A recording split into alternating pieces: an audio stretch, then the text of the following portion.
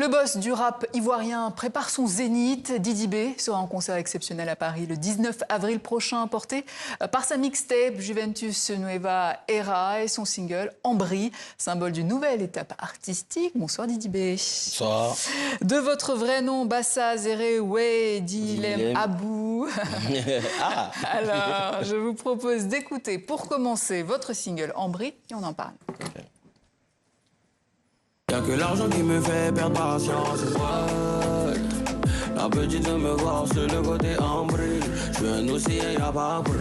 Mais faut pas que ça parte en vrille.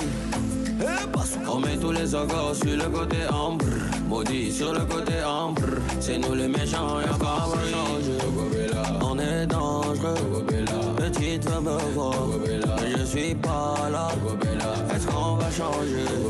On est dangereux. La petite veut me voir. Je suis pas là. Elle me dit dans ses calots. On te boit ce soir, Faro. Elle veut pas. Voilà, Ambry, dernier single d'IB. Qu'est-ce qui incarne ce titre dans votre évolution musicale et personnelle?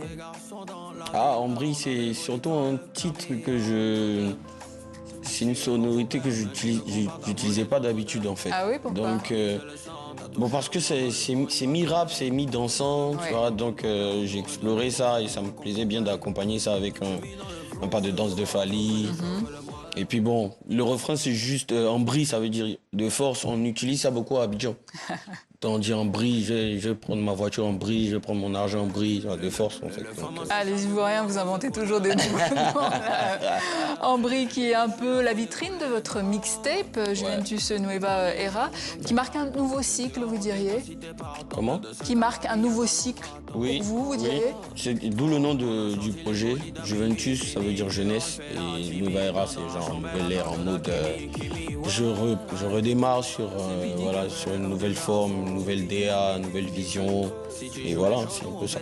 Alors justement, il y a votre morceau Good Vibes, qu'on va écouter en fin de journal, qui a été classé au Billboard américain Afrobeats pendant 5 semaines en 2025. Une première pour un artiste ivoirien francophone. Alors pareil au Nigeria, certification single d'or, ça aussi c'est une première pour un artiste francophone. Est-ce un nouveau tournant international pour vous? Ah, bien sûr, parce que c'est pas des choses que j'avais calculées. Un artiste francophone, il se dit à la base qu'il va percer dans le monde francophone. Il regarde quand même les artistes anglophones de loin. Mais savoir que je pouvais avoir des hits qui allaient traverser les frontières francophones, ça a commencé à me rassurer. Et je me dis que je vais commencer à me pencher sur le sujet bientôt. C'est pas rien, hein, aux États-Unis, au Nigeria. Et j'y croyais pas jusqu'à ce que je reçoive la plaque Billboard quand même. Donc c'est ça, c'est de l'espoir pour moi et ça me donne un autre tournant dans ma carrière. Alors en février 2024, vous avez rempli l'Olympia à Paris, devenant là aussi le premier artiste urbain ivoirien à se produire dans cette salle mythique. Le Stade de la Paix à Bouaké, devant 50 000 spectateurs, une performance inédite depuis Alpha Blondy en 1985. Comment ces moments redéfinissent-ils votre place dans le rap game, dans le rap africain? Bon, déjà, le stade à Bouaké, ça s'est pas passé comme on voulait. C'est plutôt le stade au Felicia que Alpha Blondy avait fait.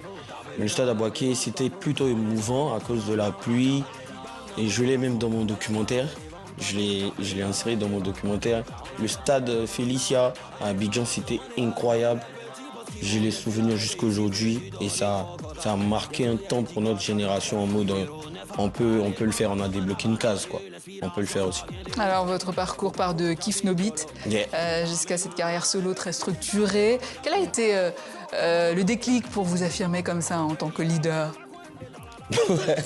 Bon, je pense que c'est eux-mêmes qui m'ont choisi en tant que leader dans le groupe.